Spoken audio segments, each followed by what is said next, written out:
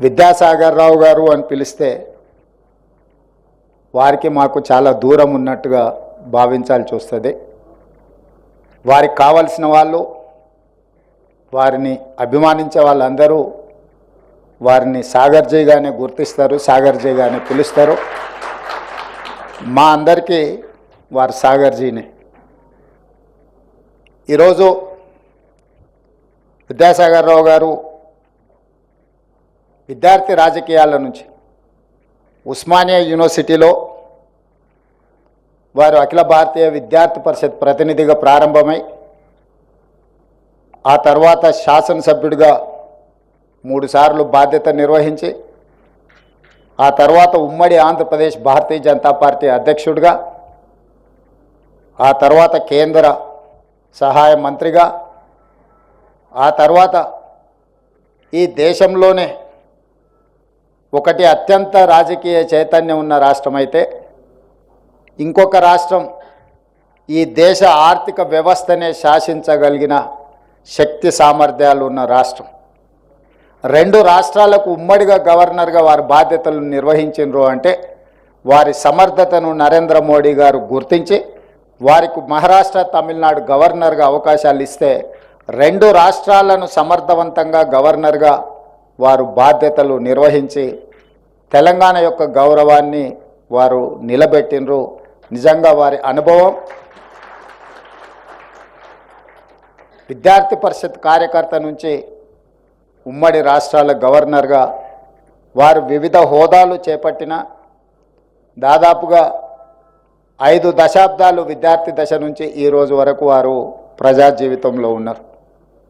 ఇంత సుదీర్ఘకాలం ప్రజా జీవితంలో ఉన్న వాళ్ళు ఆరోపణలు ఎదుర్కోకుండా ఈ రోజుకు సమాజం అంతా గౌరవించేంత జీవితం వాళ్ళు గడిపారంటే మనందరం కూడా పెద్ద ఎత్తున చప్పట్లతో వారిని అభినందించాల్సిన అవసరం ఉన్నది.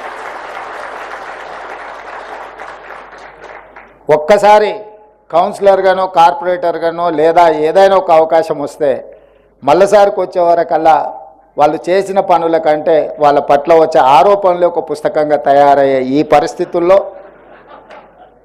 5 దశాబ్దాలు ప్రజా జీవితంలో ఉండి ప్రతిపక్షాలు కూడా సిద్ధాంతపరంగా వారిని విభేదించి ఉండొచ్చు, విధానాలలో వ్యతిరేకించి ఉండొచ్చు, కానీ వ్యక్తిగతంగా వారిని ఎవరు ఎప్పుడు వ్యక్తిగతమైన ఆరోపణల విషయంలో కానీ వారి యొక్క తీసుకున్న నిర్ణయాల పట్ల ఎలాంటి ఆరోపణ లేకుండా వారు తెలంగాణ సమాజానికే ఆదర్శంగా నిలబడే రాజకీయవేత్తగా రాణించిండ్రు.